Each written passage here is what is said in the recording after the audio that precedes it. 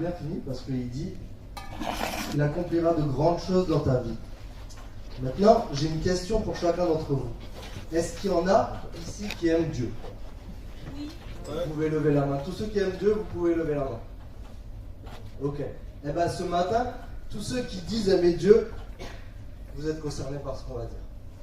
Et le thème de ce que je vais dire, c'est si tu aimes Dieu, Dieu t'envoie en mission. Si tu aimes Dieu, Dieu il va t'envoyer en mission. Et pour ça, pour illustrer ce qu'on va voir, on va lire l'histoire de Gédéon. Est-ce qu'il y en a qui connaissent Gédéon? Non, il n'est pas trop connu. Ben, on va juste lire le moment où Dieu il va l'envoyer. Alors c'est un peu long, c'est pour ça que je vous demande de bien ranger tout ce que vous avez, comme ça vous pouvez bien écouter. Et ensuite vous allez bien pouvoir saisir tout ce qu'on va dire. Alors c'est dans Juges 6, versets 7 à 25.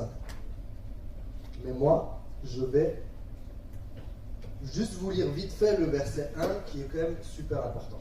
Donc le verset 1, il dit « Les enfants d'Israël firent ce qui déplaît à l'Éternel, et l'Éternel les livra entre les mains de Madian pendant 7 ans. » Donc là, on peut déjà comprendre le contexte. Pourquoi est-ce qu'ils sont dans ce qui leur arrive? À partir du verset 6. « Israël fut très malheureux à cause de Madian, et les enfants d'Israël crièrent à l'Éternel. Lorsque les enfants d'Israël crièrent à l'Éternel au sujet de Madian, l'Éternel envoya un prophète aux enfants d'Israël. Il leur dit « Ainsi parle l'Éternel, le Dieu d'Israël, je vous ai fait monter d'Égypte et je vous ai fait sortir de la maison de servitude. Je vous ai délivré de la main des Égyptiens et de la main de tous ceux qui vous opprimaient. Je les ai chassés devant vous et je vous ai donné leur pays. Je vous ai dit, je suis l'Éternel Dieu, ne craignez point les dieux des Amoréens dans le pays desquels vous habitez. Mais vous n'avez pas écouté ma voix. Puis vint l'ange de l'Éternel et il s'assit sous le térébinthe d'Ophra qui appartenait à Joas de la famille d'Abiézer. Gédéon, donc celui qui nous intéresse, Gédéon son fils battait du froment au pressoir pour le mettre à l'abri de Madian. L'ange de l'Éternel lui apparut et lui dit « L'Éternel est avec toi, vaillant héros. » T'imagines si tu es sous un arbre, il y a quelqu'un qui vient de dire ça? Ça fait bizarre, non? L'Éternel est avec toi, vaillant héros. Gédéon lui dit « Ah, mon Seigneur, si l'Éternel est avec nous, pourquoi toutes ces choses nous sont-elles arrivées? Et où sont tous ces prodiges que nos pères racontent quand ils disent « L'Éternel ne nous a-t-il pas fait monter hors d'Égypte? Maintenant, l'Éternel nous abandonne et il nous livre entre les mains de Madian. » Alors je vous rappelle, dans le verset 1, on nous dit que c'est à cause de leur désobéissance qu'ils sont là-dedans. Ce n'est pas l'Éternel qui les a abandonnés. L'Éternel se tourna vers lui et il dit « Va avec cette force que tu as et délivre Israël de la main de Madian. N'est-ce pas moi qui t'envoie? » Gédéon lui dit « Ah, mon Seigneur, avec quoi délivrerai-je Israël? Voici, ma famille est la plus pauvre en Manassé, et je suis le plus petit de la maison de mon père. » L'Éternel lui dit « Mais je serai avec toi, et tu battras Madian comme un seul homme. » Gédéon lui dit « Si j'ai trouvé grâce à tes yeux, donne-moi un signe pour montrer que c'est toi qui me parles. Ne t'éloigne point d'ici jusqu'à ce que je revienne auprès de toi, que j'apporte mon offrande et que je la dépose devant toi. » Et l'Éternel dit « Je resterai jusqu'à ce que tu reviennes. » Gédéon entra, prépara un chevreau et fit avec un épha de farine des pains sans levain. Il mit la chair dans un panier et le jus dans un pot. Il lui apporta sous le térébinthe et les présenta. L'ange de Dieu lui dit « Prends la chair et les pains sans levain, pose-les sur ce rocher et répands le jus. » Et il fit ainsi. L'ange de l'Éternel avança l'extrémité du bâton qu'il avait à la main et toucha la chair et les pains sans levain. Alors il se leva du rocher un feu qui consuma la chair et les pains sans levain. Et l'ange de l'Éternel disparut à ses yeux. Gédéon, voyant que c'était l'ange de l'Éternel, dit « Malheur à moi, Seigneur éternel, car j'ai vu l'ange de l'Éternel face à face. » Et l'Éternel lui dit « Sois en paix, tu ne crains point, tu ne mourras pas. » Gédéon bâtit là un autel à l'Éternel et lui donna pour nom éternel paix. Il existe encore aujourd'hui à Ophra, qui appartenait à la famille d'Abiézer. Dans la même nuit, et là c'est important, dans la même nuit, l'Éternel dit à Gédéon, prends le jeune taureau de ton père et un second taureau de 7 ans. Renverse l'autel de Baal qui est à ton père et abat le pieu sacré qui est au-dessus. Tu bâtiras ensuite et tu disposeras sur le haut rocher un autel à l'Éternel ton Dieu. Donc moi, là on voit que Dieu est allé pour envoyer Gédéon en mission. Et Dieu, vous avez la plupart levé la main, que vous aimez Dieu. Et si tu aimes Dieu, Dieu veut t'envoyer toi en mission.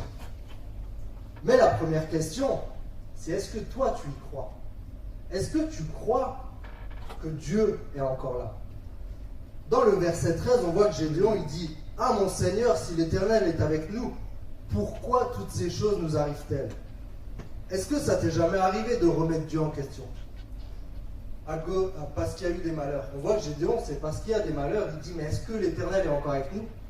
Et nous aujourd'hui, et spécialement en ce moment, il y a pas mal de malheurs qui se passent autour de nous. Peut-être que tu te dis « Mais pourquoi il y a des guerres aujourd'hui? Sur le sol où on marche, à quelques kilomètres, il y a une guerre. Et peut-être que tu es là et tu te dis, mais est-ce que Dieu, il est vraiment là? Est-ce que Dieu, il est vraiment encore vivant? S'il est là, pourquoi il y a des guerres?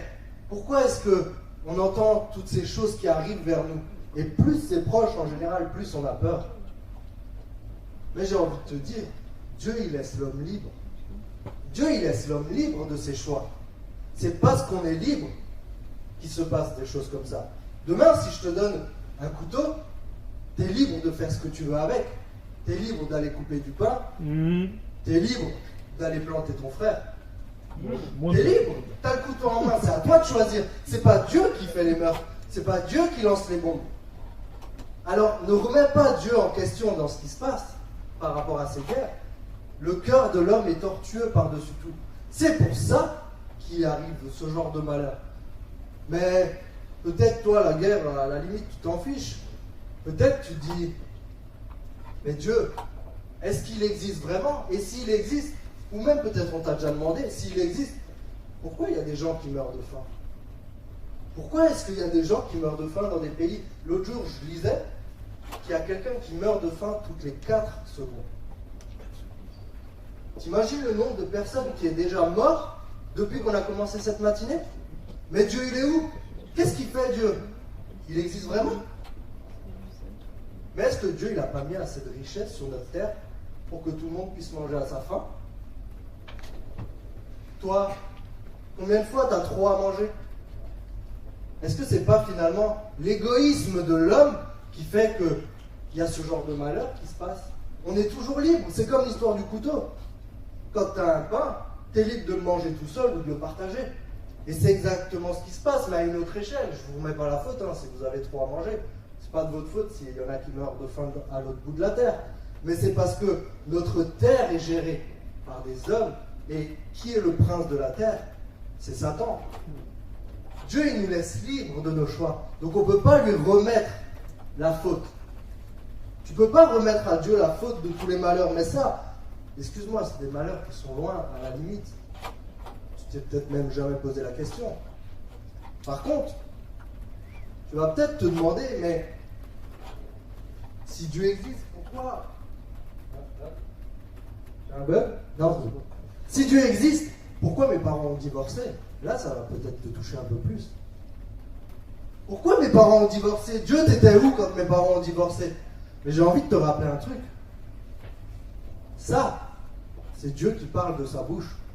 Ça, c'est Dieu qui te dit ce qu'il veut pour ta vie, pour la vie de tes parents, pour la vie de tes enfants. Vous n'en avez pas encore. Bon, c'est bon. Mais ça, c'est la parole de Dieu. Et la parole de Dieu, elle nous dit quoi sur le divorce? On ne peut séparer ce que Dieu a uni. Alors bien sûr, il y a des exceptions. Il y a des choses où alors, là on peut voir. Mais la plupart des divorces, excuse-moi, Dieu dit, on ne peut séparer ce que Dieu a uni. Dieu est contre. C'est pas de la faute de Dieu. C'est le choix d'hommes et de femmes. C'est le choix de eux-mêmes. Tu ne peux pas remettre la faute à Dieu pour ce genre de choses. Sa parole nous le dit. C'est noir sur blanc. C'est lui qui nous le dit. Il n'est pas pour. Il n'est pas pour. Peut-être que toi, ce qui va te toucher, c'est la mort d'un proche. Mais finalement, c'est quoi la mort? Malheureusement, dernièrement, et j'y étais à l'enterrement, on a perdu un bébé dans l'église. Il y a un couple qui a perdu un bébé. Pourquoi ce bébé est mort à 3 ans? Pourquoi moi, mon grand-père, il est mort qu'à 96 ans? Mais la mort, les gars, c'est qu'un passage. La mort, c'est pas le plus important. C'est pas l'âge où tu partiras qui importe. C'est là où tu vas. C'est pas l'âge auquel tu vas partir, mais est-ce que tu vas aller au ciel ou en enfer? C'est ça qui est important. Et mon grand-père, pour vous dire, il a eu un accident à l'âge de 40 ans. Et à l'âge de 40 ans, il a vu le ciel. Depuis l'âge de 40 ans, mon grand-père attendait que de repartir. Parce que Dieu lui a permis de ne pas mourir. Mais il attendait que ça. Si tu lui disais demain tu vas mourir et tu vas au ciel, il était heureux. Il attendait que ça. La mort, c'est qu'un passage. C'est que le moment où tu sauras si vraiment tu as fait le bon choix. Est-ce que tu vas chez Satan? Est-ce que tu vas chez Jésus? Et j'écoutais à l'époque un groupe de rap qui s'appelle Sniper. Je vous déconseille de l'écouter. Mais dedans, ouais, vous connaissez peut-être même pas. À un moment, ils disaient une parole qui m'intéressait parce que quand je te dis peut-être tu iras chez Satan, tu n'y crois pas. Et eux, ils disaient, est-ce que tu crois en Satan? Non. Ben, c'est dommage parce que lui, il croit en toi. Et il investit dans le monde pour que tu le rejoignes. Peut-être que toi, tu ne crois pas en lui, mais lui, il croit en vous. Au verset 13, on voit aussi que Gédéon, il nous dit quoi? Et où sont ces prodiges que nos pères nous racontent quand ils disent l'Éternel ne nous a-t-il pas fait monter hors d'Égypte? Et on est dans une église où on vit des miracles, où on voit des guérisons. Mais sincèrement, dans ta petite vie d'enfant, tu as déjà vu une guérison? Est-ce que tu as déjà vu un miracle? Tu as entendu parler de miracles? Tu as entendu parler de guérison? Tes parents sont peut-être venus à l'église au travers d'une guérison. Mais toi, est-ce que tu l'as vraiment vu ce miracle? Est-ce que tu as vraiment vu des prodiges? Donc tu peux dire, mais attends Dieu, est-ce que tu existes vraiment? Moi, on m'en a parlé, j'en ai entendu vaguement, mais j'ai jamais rien vécu. Pourquoi est-ce que je mettrais ma foi dans ça? Pourquoi est-ce que je mettrais ma foi dans ce qu'on me dit? Moi, je crois que ce que je vois. Ben alors, j'ai envie de te demander, est-ce que toi, tu as déjà demandé à Jésus? Est-ce que tu as déjà sincèrement demandé à Jésus, Seigneur, je veux voir un miracle. Seigneur, permets-moi de voir des guérisons. Seigneur, permets-moi de voir ta gloire. La Bible nous dit que Dieu n'est pas un Dieu de parole, mais un Dieu de puissance. Et Paul, c'est au travers des guérisons qu'il amenait des âmes à Dieu.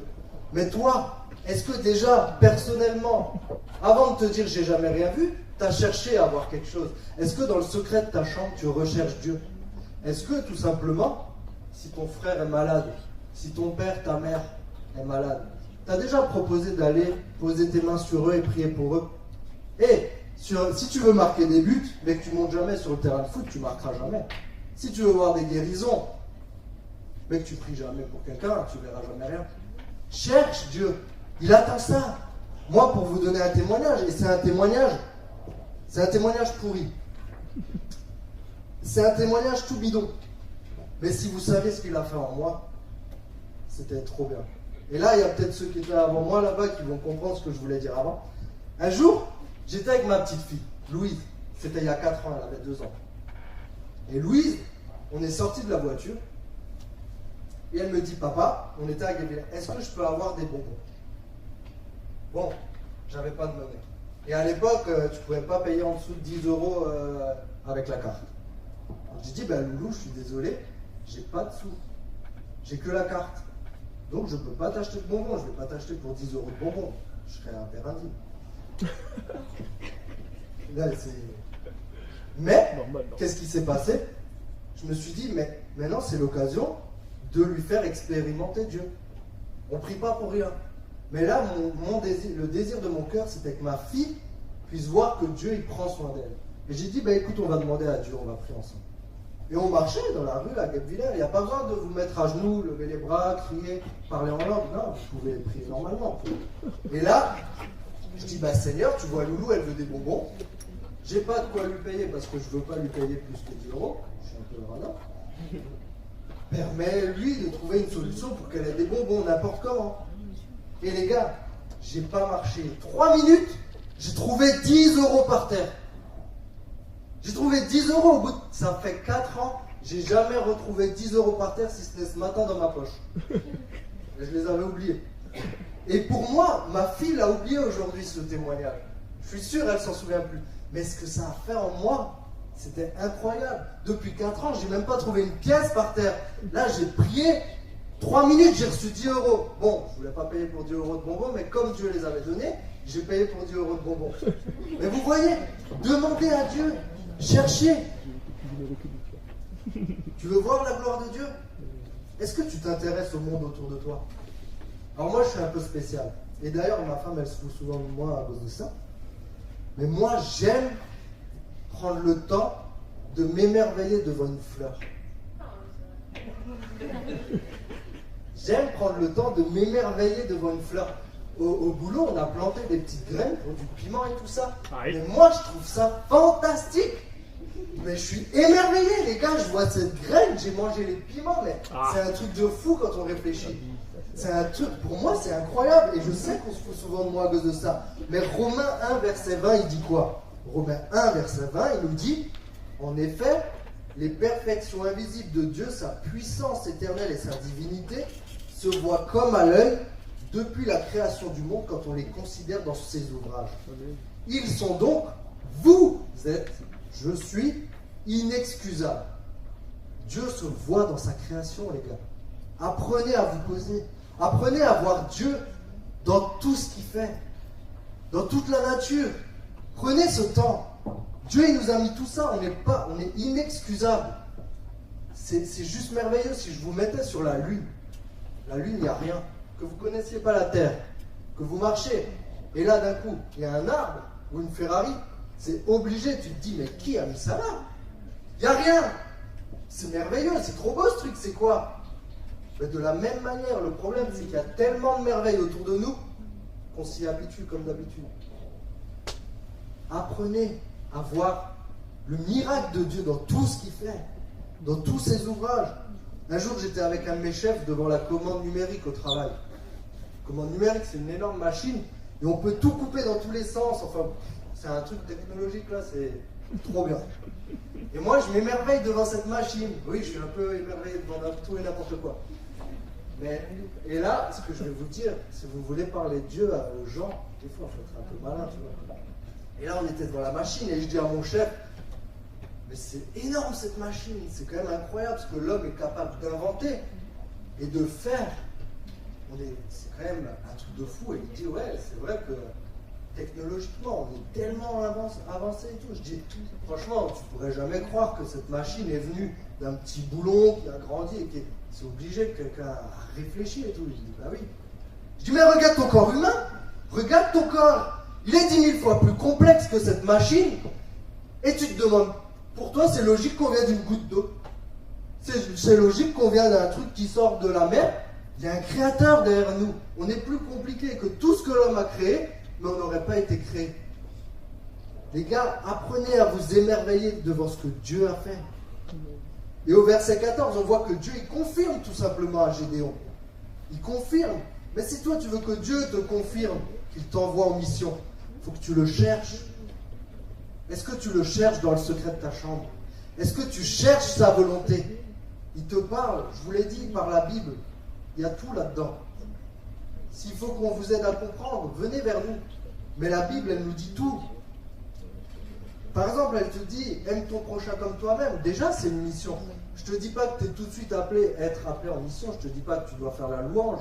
Ça, c'est réservé à maman Géraldine. Pour l'instant. Elle a été appelée à ça. Toi, peut-être que pour l'instant, tu dois apprendre dans les petites missions. Mais Dieu, il te dit, aime ton prochain comme toi-même. Apprends à aimer ton prochain comme toi-même. Honore ton père et ta mère. Apprends à honorer ton père et ta mère en toutes circonstances. Mais si tu ne le fais pas, si tu n'es pas capable de faire ces missions qu'il te dit, comment tu veux qu'il te donne les plus grandes?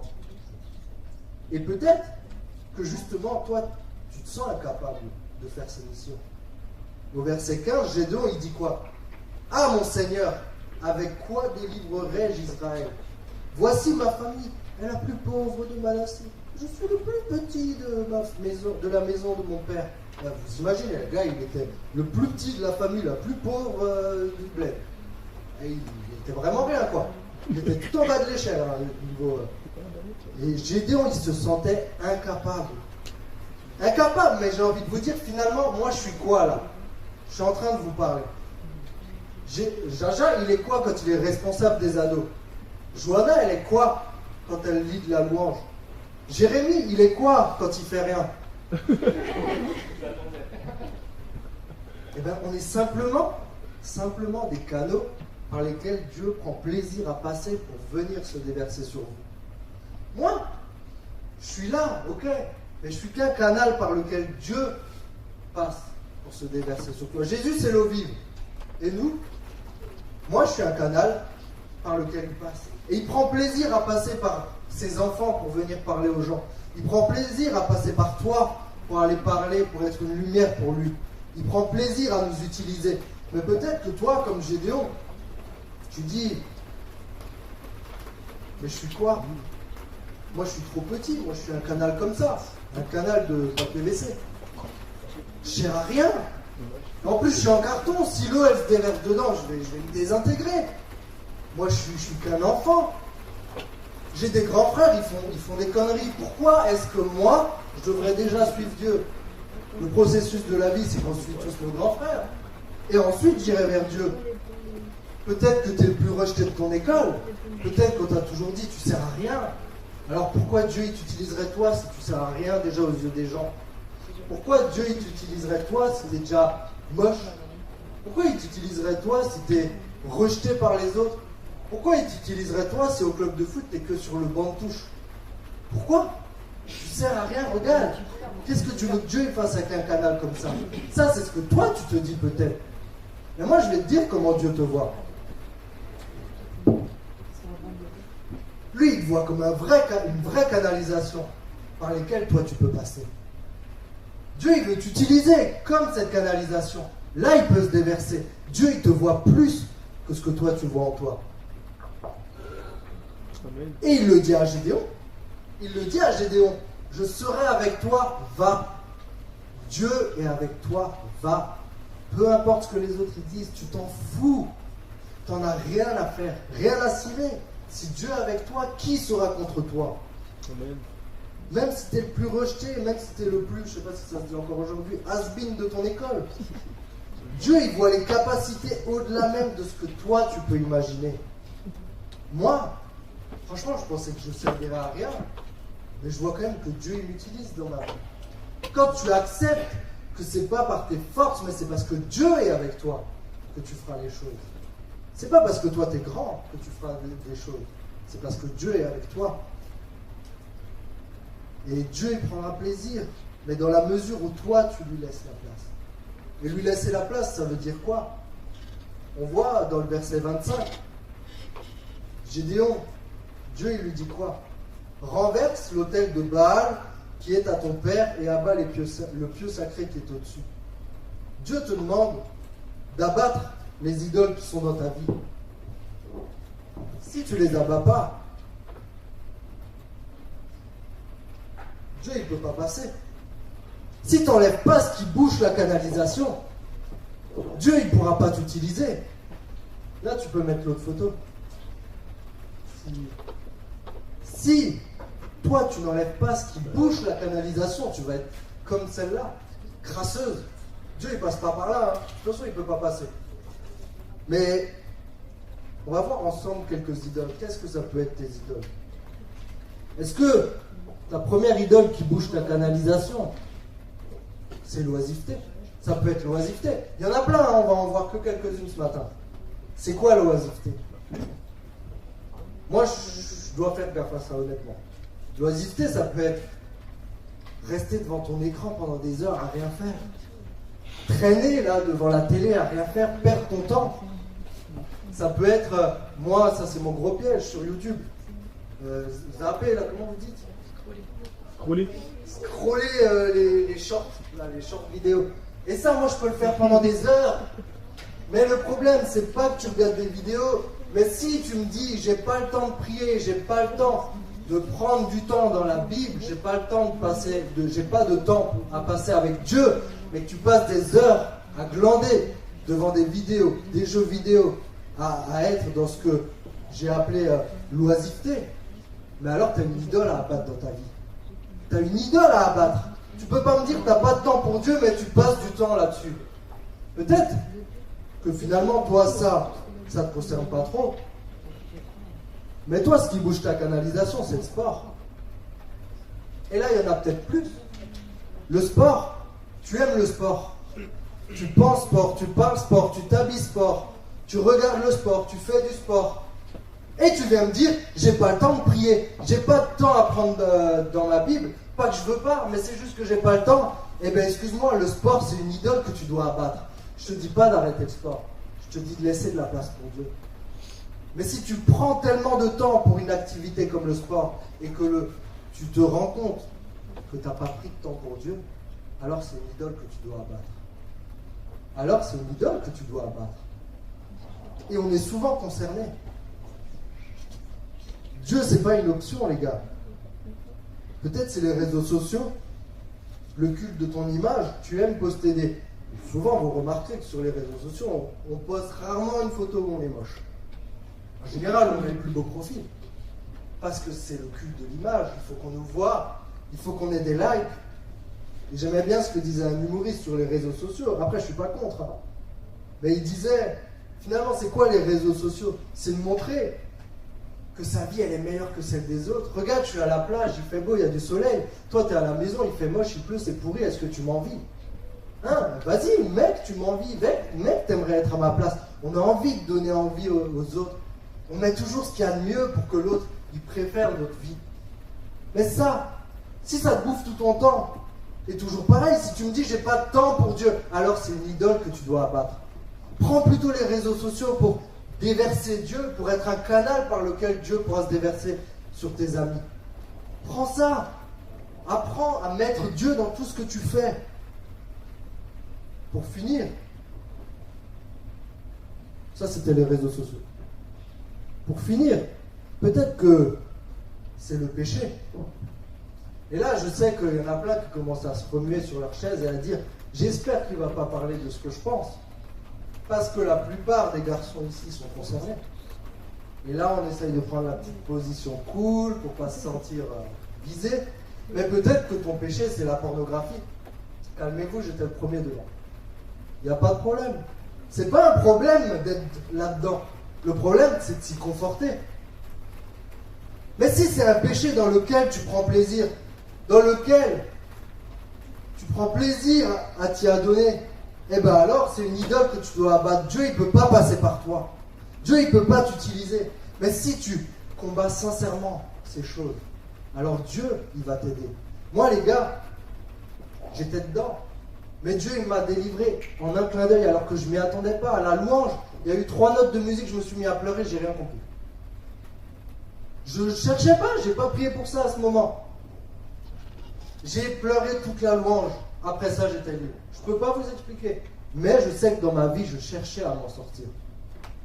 Mais bien sûr, là on parle de celui-là, mais ça peut être le mensonge. Est-ce que tu es quelqu'un qui aime mentir, qui a l'habitude de mentir? Détruis cette idole. Dieu ne peut pas t'utiliser si tu mens. Tu aimes voler? Enlève ça de ta vie. La Bible, elle nous dit quoi? Honore ton père et ta mère. Est-ce que tu honores ton père et ta mère? Non? Alors c'est une idole que tu dois abattre. Sinon, c'est juste que tu n'obéis pas à Dieu. Apprends à respecter tes parents. Apprends à te soumettre à ce qu'ils te demandent. Si tu n'es pas soumis à tes parents, tu ne seras pas soumis à Dieu. Ça, c'est un mensonge que tu te dis. Tout ce qui passe avant Dieu dans ta vie, si tu me dis que tu n'as pas de temps pour prier, si tu dis que tu n'as pas de temps pour aller dans ta chambre, pour prendre ce temps où tu vas apprendre à connaître Dieu, à prendre du temps avec lui, alors c'est une idole qui te bouffe. Peut-être, là ça concerne plus les adultes, mais ça va être tes enfants. Tu dis, mais je dois trop m'occuper de mes enfants. C'est une idole que tu dois abattre. C'est une mauvaise excuse. Tu dois pouvoir prendre du temps avec Dieu dans ta vie. Dieu, le temps que tu prends avec Dieu, c'est pas une option. C'est pas la chose qui passe après le reste. Ça doit être ta vie, ça doit être la priorité. Tu es sur un terrain de foot. Sois un modèle, sois un exemple. Dieu, il est avec toi. Je ne vous dis pas d'arrêter tout ce que j'ai dit. Mais je vous dis de pouvoir mettre Dieu avec. Prendre du temps aussi dans votre chambre personnelle. Si vous ne le faites pas, alors c'est qu'il y a des idoles à battre dans votre vie. Pour conclure, j'ai envie de dire, mais aie confiance en Dieu. Cherche-le de tout ton cœur.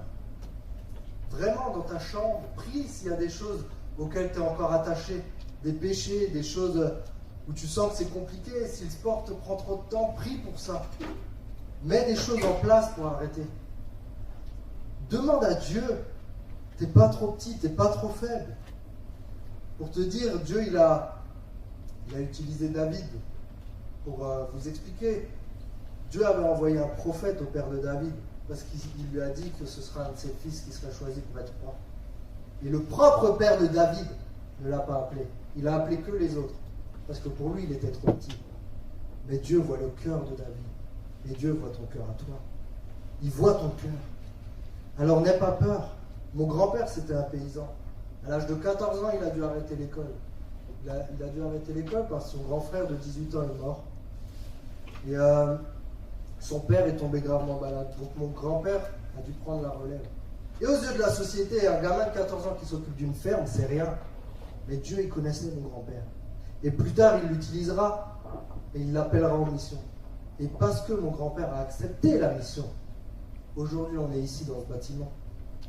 C'est le fondateur de cette église.